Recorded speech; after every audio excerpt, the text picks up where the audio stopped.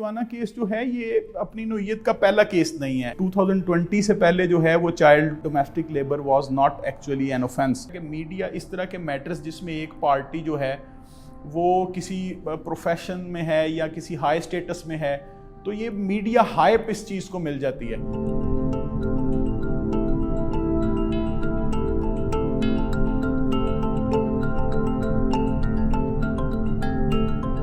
Rizwana case की सबसे interesting बात तो ये है कि उसमें एक पार्टी जो है वो फैमिली ऑफ अ सर्विंग जज है।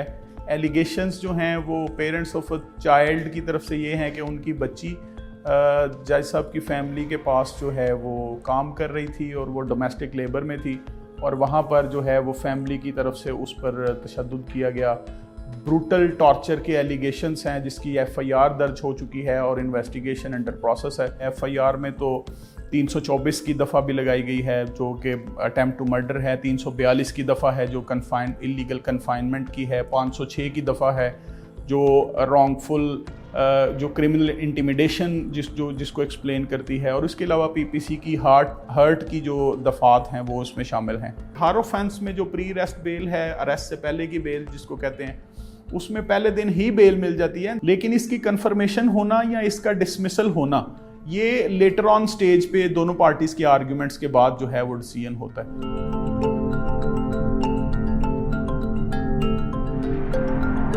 2020 से पहले जो है वो child domestic labour was not actually an offence. 1991 का ये जो एक्ट है इसके सेक्शन 3 में लिखा हुआ है कि अगर कोई भी शख्स जो है वो किसी चिल्ड्रन को एम्प्लॉय नहीं करेगा ऐसे काम में जो उस एक्ट के शेड्यूल 1 में मेंशन है, और शेड्यूल 1 अगर आप पढ़ें तो उसमें जो ओरिजिनल 1991 का जो लॉ था उसमें 6 जो है वो ऑक्यूपेशंस ऐसे लिखे थे जिनमें आप जो है वो बच्चों को एम्प्लॉय नहीं कर सकते। उनमें से कोई भी ऐसा सेक्शन या ऐसा ऑक्यूपेशन नहीं था जो हाउस होल्ड डोमेस्टिक मैटर्स को जो है वो डील करता हो। 2020 में जब जोहरा वाला केस हुआ तो उसके बाद जो है वो the then minister for human rights उन्होंने इसको इनिशिएटिव इसका लिया और चाइल्ड डोमेस्टिक लेबर को ऐड किया through a gazetted notification of the government cabinet की अप्रूवल के बाद, and then it become an offence in the act of 1991।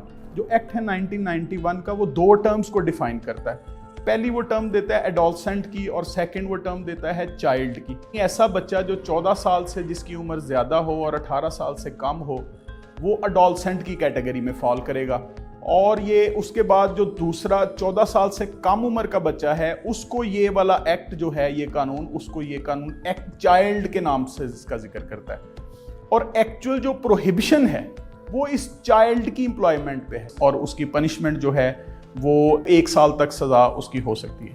देखिए इसका एक डार्क एस्पेक्ट भी है। एक ऐसा शख्स जो किसी कम उम्र बच्चे को किसी के पास प्लेज ऑफ एम्प्लॉयमेंट जो है प्लेज ऑफ लेबर के लिए छोड़ता है तो वो भी ऑफेंस कमिट कर रहा है और उसको भी जो है वो 6 माह तक सजा दी जा सकती है।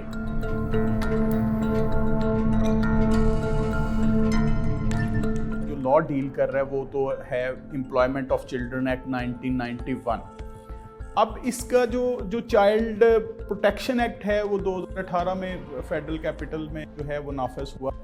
ये इसके बाद के कॉन्सिक्वेंसेस को जो बच्चे जो in the need of care हैं उन पे वो एप्लीकेबल है, उसको किस तरह से टैकल किया जाएगा और उसके लिए कौन सा मैकेनिज्म बनाया जाएगा और कौन सा इदारा बनाया जाएगा, जैसे चाइल्ड प्रोटेक्शन ब्यूरोज हैं, जैसे चाइल्ड प्रोटेक्शन अथॉरिटीज़ हैं, जैसे चाइल्ड प्रोटेक्शन बोर्ड्स हैं, कि उस जो पर्टिकुलर बच्चा जो निगलेक्टेड है समहाउ या जो जिसको केयर की ज़रूरत है गवर्नमेंट की तरफ से किसी भी तरह से, वो फैमिली की तरफ से भी हो सकता है, ये जो प्रेजेंट केस है रिजवाना वाला इसमें भी हो सकता है, और वो अदरवाइज भी कोई बच्चा ऐसा जो निगलेक्टेड आपको सड़क पे मिल रहा है तो उसको प्रोटेक्शन किस तरह से करेंगे, वो दूसरा लॉ इसके रिलेटेड है। और बेसिकली वो जो लॉ है वो that is not a criminal law, that is a procedure और मैकेनिज्म दे रहा है आपको कि वो उस बच्चे के साथ आप क्या करेंगे, उस बच्चे को किस तरह से आप टेकअप करेंगे।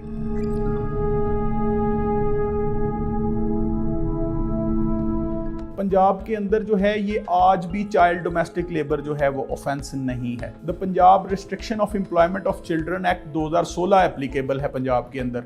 चाइल्ड डोमेस्टिक लेबर की जो डेफिनेशन पंजाब में प्रोवाइड की गई सेक्शन 3 में वो इस तरह से है कि अगर किसी आप एस्टेब्लिशमेंट के अंदर किसी बच्चे को एम्प्लॉय करते हैं, जैसे कोई फैक्ट्री हो गई, जैसे कोई कारखाना हो गया, कोई अदर वर्क प्लेस है, तो वो ऑफेंस होगा। वहाँ पे जो एज लिमिट है, अडोलसेंट की डेफिनेशन वहाँ पे भी मौजूद है, चाइल्ड की डेफिनेशन वहाँ पे मौजूद है, लेकिन फ़र्क ये है कि वहाँ पर चाइल्ड जो है वो बच्चे को 15 साल से कम उम्र बच्चे को चाइल्ड का दर्जा दिया गया है, और 15 साल से 18 साल तक के बच्चे को जो है वो अडोलसेंट का जो है वो नाम दिया गया है। काफ़ी ज़्यादा रूल्स उसकी काम के रिलेटेड जो हैं वो क्रिएट किए गए हैं, और काफ़ी ज़्यादा लिमिटेशंस लगाई गई हैं कि वो कहाँ पे काम करेगा, कैसे काम करेगा, किन आवर्स में काम करेगा, वीक में कितने दिन काम करेगा। लेकिन that is not an offence कि अगर आप उस बच्चे को जो है वो जॉब पे लगा देते हैं। एक टर्मिनोलॉजी है हैज़ार्डियस वर्क, तो आप उसको हैज़ार्डियस वर्क पे जो है वो नहीं लेके जा सकते। लॉज जो हैं उनकी यूनिफॉर्मिटी नहीं है।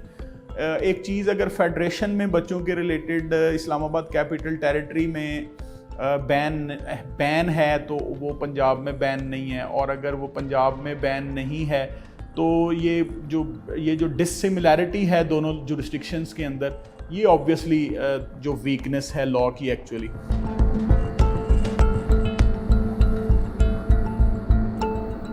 इस सारे इशू का एक सोशल एस्पेक्ट भी है। पूरे पाकिस्तान में लाखों के करीब बच्चे होंगे, लाखों में होंगे नंबर्स, जो बच्चे जो हैं वो एम्प्लॉयमेंट कर रहे हैं and they are source of earning for their parents. तो आप इसको ऑल टुगेदर एलिमिनेट तो नहीं कर सकते, इस पे चेक रखा जा सकता है। चेक रखने का तरीकाकार यही है, जो डिपार्टमेंट्स हैं हमारे वो इनको रजिस्टर करें। वो रजिस्टर करें कि कौन से घर में जो है वो बच्चा एम्प्लॉयड है, और उसका जो है मंथली उसकी ओवरव्यू किया जाए कि वो उसकी खाने की रूटीन जो है वो ठीक है, उस पर कोई इस तरह से टॉर्चर तो नहीं है, वो अपनी मर्ज़ी से काम कर रहा है या नहीं कर रहा, या वो उस घर में रहना चाहता है या चाहती है या नहीं रहना चाहती। तो ये सारी चीज़ें जो हैं वो सोशल एस्पेक्ट को देखते हुए इन पे लेजिस्लेशन होनी चाहिए।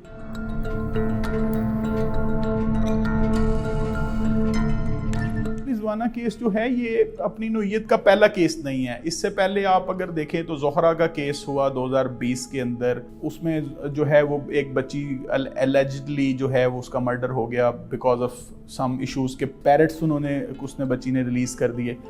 उसके अलावा एक उज़्मा का केस भी था जो 2019 में हुआ, और उसमें बच्ची को जो है वो शायद किसी केनाल में फेंक दिया, उसमें भी बच्ची की डेथ हो गई। लेकिन ये एक और इसका केस था, अगर आपको याद हो 2018 में तैयबा केस, वो केस और ये आज का रिजवाना केस जो है वो टू सम एक्सटेंट जो है आइडेंटिकल हैं।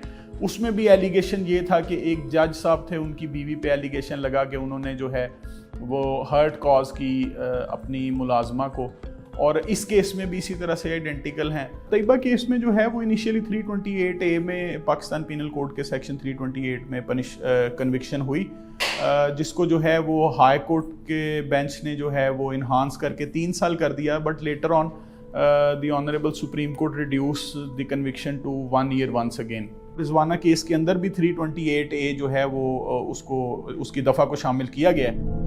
Thank you for watching the full video. If you want to see more of such meaningful content, show your support by hitting the subscribe button.